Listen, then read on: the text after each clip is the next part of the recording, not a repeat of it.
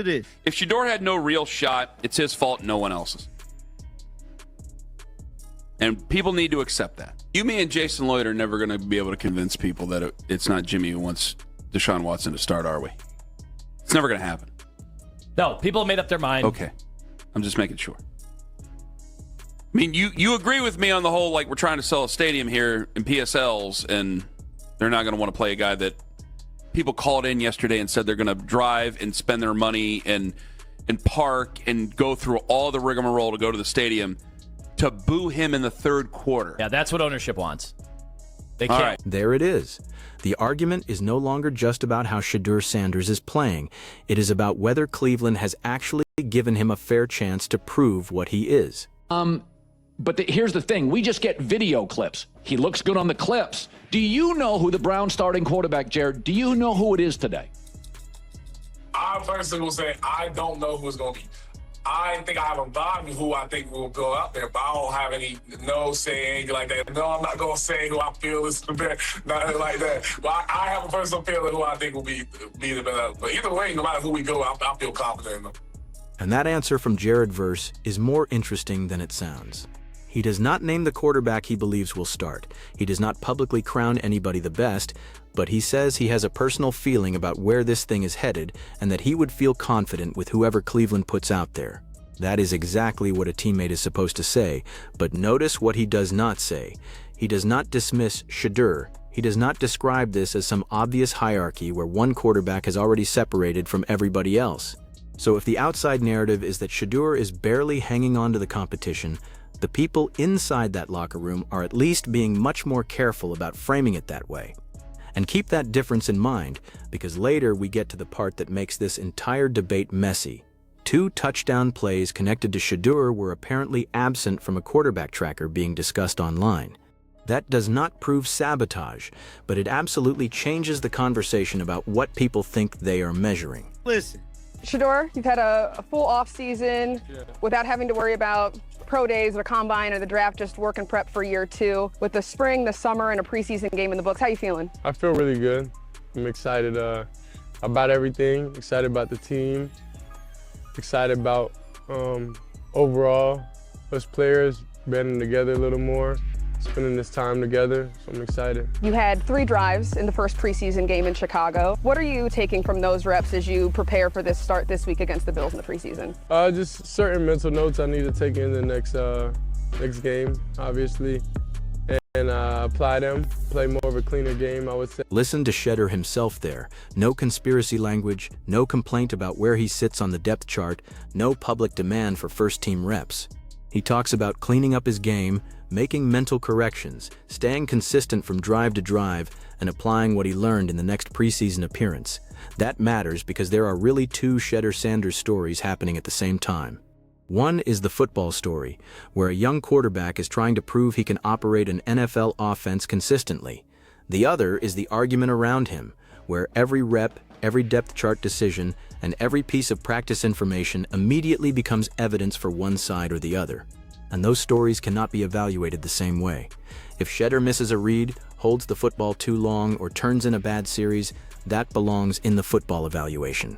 But if somebody publishes a comparison that leaves out positive plays, that is a separate issue. You cannot respond to a questionable comparison by pretending the football questions do not exist, and you cannot answer legitimate football questions by pretending the information being circulated is automatically complete. That distinction is about to become important. Tracker came out yesterday, and Bucky said it's a beautiful thing. Now, we know on that quarterback tracker, they did not count Shedeur Sanders 2 touchdowns. Here's the very tracker right here. They did not count this man touchdowns. What the hell? No, they didn't. So, we all synced it. Let's watch. So, this is 1 touchdown from Shedeur. Boot kick, cut, touchdown. Now we have something specific. The source video is pointing to a quarterback tracker and arguing that Shedeur's touchdown production was not fully represented. Then it immediately shows one of the plays the host believes should count in that discussion. That is much stronger than simply saying the media hates Shedeur, because now there is an actual claim viewers can examine. But precision matters here. A tracker can use different definitions depending on what period of practice it covers, which team period is being charted, whether a play was officially scored as a touchdown, whether penalties affected the rep, or whether the tracker was simply incomplete. The transcript does not establish why those plays were absent, so calling the omission deliberate would go beyond the evidence we have. What we can say is that once fans see a positive Shedeur play with their own eyes and then see a statistical summary that appears not to include it, trust starts eroding fast. And once that trust disappears, every future number gets questioned before anybody even discusses what happened on the field. That is how a quarterback competition turns into something bigger than football. And here's the other. Boom. Cut. Slice it. 72 touchdowns, bro.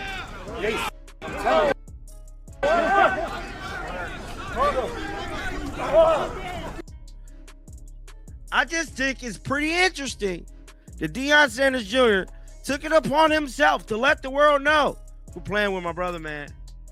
Y'all playing with my brother, man. Quit playing.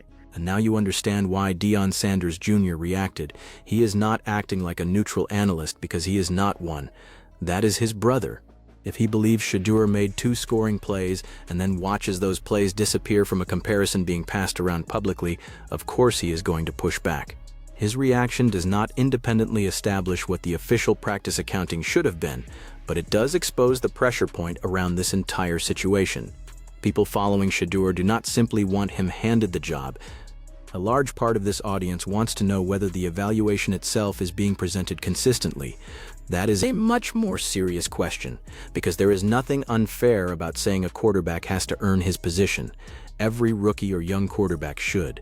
But the moment statistics become part of the argument, the statistics have to mean the same thing for everybody. If touchdowns count for one quarterback under a particular set of circumstances, viewers naturally expect comparable plays to count for another. If they do not, somebody has to explain the methodology. Otherwise, the debate stops being who is playing better. It becomes who gets credit for playing better. And those are 2 completely different battles. Yeah, it's a little bit different just from the aspect that, like, when you with, you got Matthew Stafford in the building, anything like that, like, you don't got these kind of jokey, playing around, laughing, having fun, like, all that. Like, you locked in. Like, here it's a younger team, so everybody's able to laugh a little bit more, have a little bit more fun, anything like that, but we still about to work. But the vibe is a little bit different just because it's not as many vet people. Like, everybody in their first, second, third year for the most. Jared Verse gives us another piece that is easy to overlook. He describes Cleveland as a young team with a looser atmosphere, more joking, more players in their second or third seasons, but still a group that understands it has work to do. That environment matters for a quarterback trying to establish himself. A veteran team built around an established starter functions differently. In that situation, the young quarterback walks into a defined hierarchy. Cleveland, according to the conversation in this source, is operating with far more uncertainty at the most important position on the field. That creates opportunity, but it also creates noise. Every successful Shedeur series becomes an argument that he should move up. Every successful Deshaun Watson series becomes an argument that experience still matters. Every practice rotation becomes a headline. Every preseason drive gets treated like a referendum. The healthiest thing Cleveland can do is separate internal evaluation from outside emotion. Coaches should know exactly what they are grading: processing speed, protection calls, accuracy, timing, pocket movement, third down decisions, red zone execution, turnovers, and command of the offense. Fans do not get every angle of that tape. Media members do not sit inside every quarterback meeting. But that works both ways. If coaches want people to accept that a player is not ready, the visible evidence eventually has to support that conclusion. You cannot ask people to ignore what they repeatedly see. That tension is where this story gets serious. I'm just making sure, because they spent $40 million, even though they're going to spend over $2 billion. And knowing that opener, that'll be even though it won't be nationally televised, Deshaun Watson comes out there, it is going to be some commentaries nationally, maybe even pregame, and it's going to be, hey, do we remember what he's been accused of? Like, that's going to happen again, and that's what they think in the afternoon. That's what ownership wants. And none of us have faith that he's going to be able to turn it back on again. Now the discussion shifts from football into the business and public relations side of Cleveland's decision. The panel points toward the money attached to Deshaun Watson and the inevitable national attention surrounding him. The source also references past accusations involving Watson. Those allegations and the broader history around him have been extensively debated outside this transcript, but for this video, the important point is narrower. The speakers believe starting Watson would immediately create a different kind of spotlight around Cleveland, and they are also skeptical that money alone would force the Browns into that decision. That is crucial. Fans often assume a large contract guarantees playing time because organizations hate admitting mistakes. Sometimes financial investment absolutely influences decision-making, but sunk cost does not complete passes, protect the football, or win games. If Cleveland genuinely believes somebody else gives the team a better chance to win, the amount already committed to another player cannot logically be the only evaluation. There is also a stadium factor mentioned in that discussion. One speaker imagines fans spending money to attend and potentially booing Watson. Again, that is a prediction, not an established outcome, but it illustrates why the Browns' quarterback decision is not occurring in a vacuum. This team is not simply choosing between arm talent, it is choosing between different levels of experience, different developmental timelines, different financial realities, and dramatically different public reactions. And Shedeur sits right in the middle of all of it. But because I think they're going to put the football in his hands eventually, and he's going to get a chance to do he'll get the ball. I think he'll be able to start in September. And he's going to have an offensive line newly rebuilt, and by then, by the way, it looked good yesterday, that hopefully will have gelled by then. He might even actually have a running game to go, and now he's got weapons. Guys, Shedeur has not been wronged. He's been blessed. That's the term you should be looking for. Everybody hasn't been sabotaged. He's been blessed. And he's going to be blessed with the opportunity, because he's in Cleveland and nowhere else, to actually get a chance to quarterback for the Browns. This would not have happened in almost 30 other cities in the NFL. It's happened. This is the strongest counter-argument to the idea that Shedeur is being wronged. The speaker says Shedeur has not been sabotaged. He has been blessed because Cleveland may give him an opportunity he would not receive in many other NFL cities. Take the emotional temperature out of that statement for a second, because there is a legitimate football point buried inside it. Opportunity does matter. A young quarterback can enter the league behind a locked-in franchise starter and barely see meaningful snaps for years. If Cleveland truly has an unsettled room and Shedeur can put himself into the conversation through performance, then yes, that can be considered an unusually valuable opening. But opportunity and fairness are not opposites. Shedeur can be fortunate that the depth chart is unsettled and still deserve accurate accounting of his performance. He can have areas to improve and still deserve credit for successful reps. He can benefit from Cleveland's uncertainty without being obligated to accept every negative interpretation about where he stands. That is where both extremes of this argument break down. The pro-Shedeur side should not treat every coaching decision as evidence of a plot. The skeptical side should not treat every criticism of the process as fans demanding special treatment. The correct standard is much simpler. Grade the quarterbacks on what they actually do, and that sounds obvious until you realize how little of the public conversation is actually staying there. Because this is an organization that has played a player before. Because he has a brain. He should agree with you. Because that's Daryl. They're not playing Daryl. If we're going to blame it on organization and even ownership, like this is a team that has played a player before because the fans wanted to see him over a guy who was doing better. Like, that's that track record. If we wanted to say we're getting involved, I just gave you every other reason why you would just play Shedeur Sanders. Everybody in the world, every other reason why you would just play Shedeur Sanders. This is where the argument becomes uncomfortable for people who insist Cleveland would never allow fan pressure to affect a quarterback decision. The source points to what it describes as previous organizational behavior, where a player was used because supporters wanted to see him, even though another option was performing better. We do not get enough detail in this transcript to independently evaluate that historical example, so it should not be treated as proof of what Cleveland will do now. But the logic behind the argument is worth examining. If ownership wanted nothing more than maximum immediate excitement, Shedeur would be an obvious candidate to put on the field. He brings attention. People are debating individual practice snaps involving him.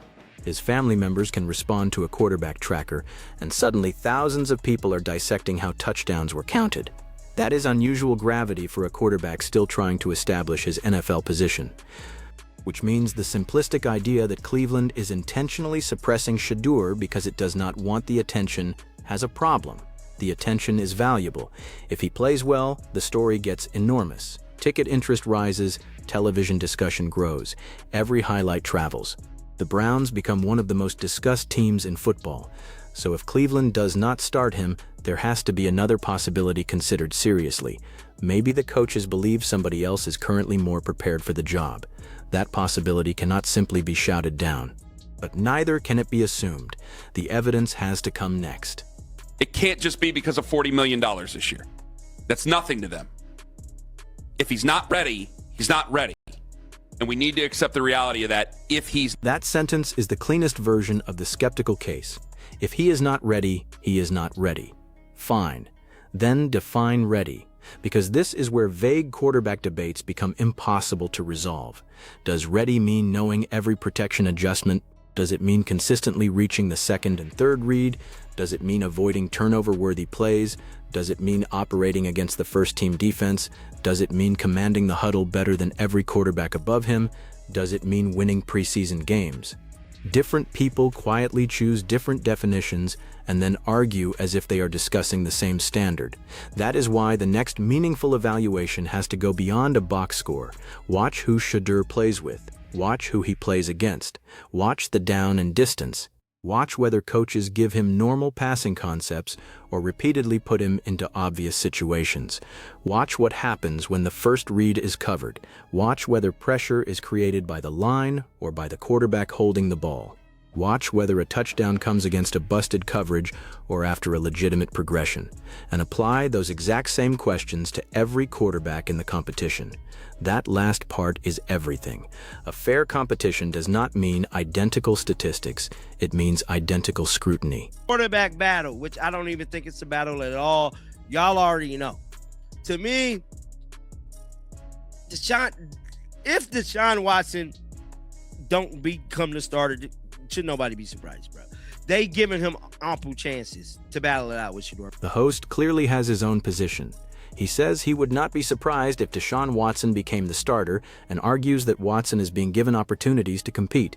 That creates an important contrast with the louder claim that Shedeur is being completely blocked.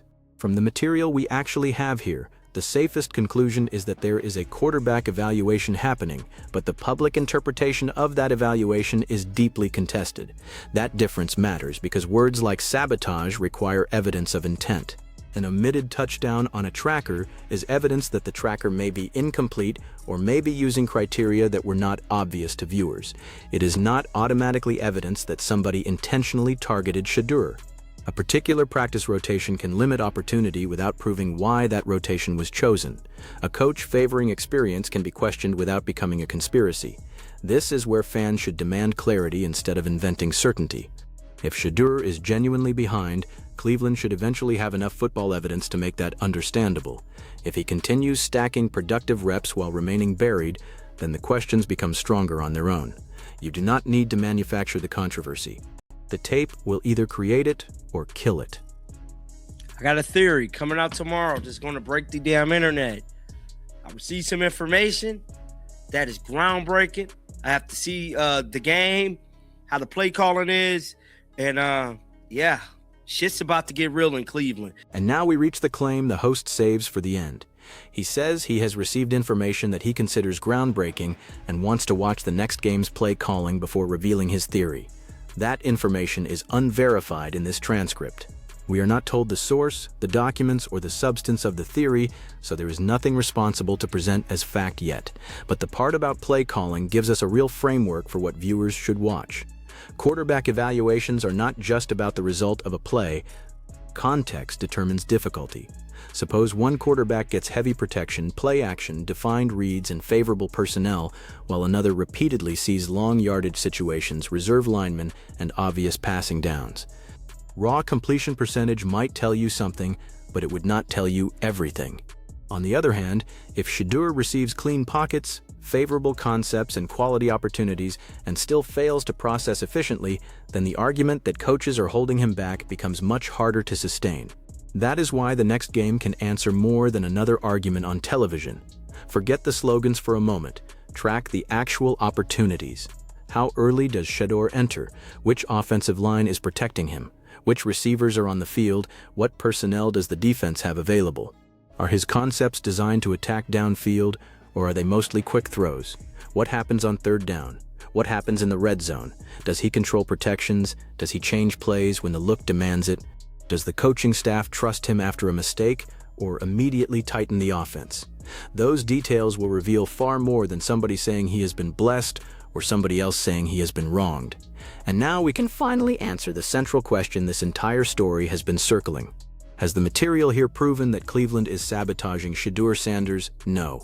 But has it shown why some viewers are suspicious of the way his competition is being presented? Absolutely. The disputed touchdown tracker is the biggest reason. Once the public believes positive plays are missing from the accounting, every negative conclusion built from that accounting becomes harder to trust. Deion Sanders Jr. His reaction pours gasoline on that skepticism because it transforms a statistical disagreement into a family member publicly defending Shedeur's production.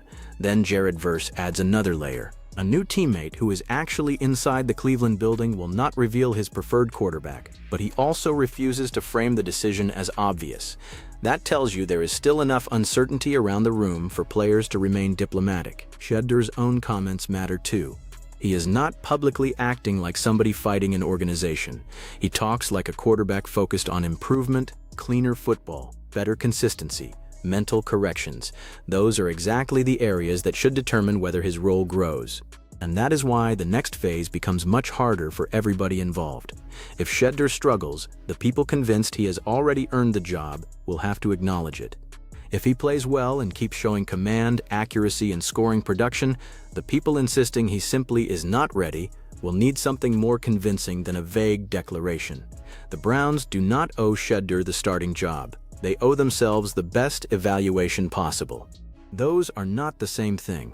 Starting a quarterback because he is famous would be bad process. Refusing to elevate a quarterback because of assumptions attached to his name would also be bad process. The only sustainable answer is performance evaluated in context, and Cleveland has more at stake than one preseason debate. Quarterback instability can consume an entire season before the season even gets moving. Every week without clarity turns every incomplete pass into a referendum. Every loss creates calls for the next quarterback. Every press conference becomes a question about the depth chart. The locker room gets asked to answer something coaches have not settled. That is why the organization eventually has to choose more than a starter. It has to choose a direction. If Watson clearly wins the competition, then say it through actions and let his performance carry the burden. If another quarterback separates, follow the evidence. If Shedeur keeps improving until he forces himself into the decision, then his draft position, celebrity, and outside noise should become irrelevant. The worst possible outcome is an evaluation nobody understands, because that guarantees the debate survives regardless of who starts. And maybe that is the real reason this story has become so combustible. People are arguing over Shedeur Sanders, but underneath that argument they are really arguing about trust. Do you trust the numbers being circulated? Do you trust the coaching staff's evaluation? Do you trust what you see in isolated clips? Do you trust family members defending him? Do you trust local media members saying he has not been wronged? None of those sources should receive automatic trust. The answer has to be built rep by rep. And the next game gives everybody another set of evidence. So choose your side before it happens. If Shedeur gets comparable opportunities and clearly outplays the quarterbacks around him, should Cleveland move him up immediately, or should the Browns stay patient regardless of the public pressure? Drop your answer in the comments, and if you want the next breakdown after we actually see how those reps are distributed, like the video and subscribe.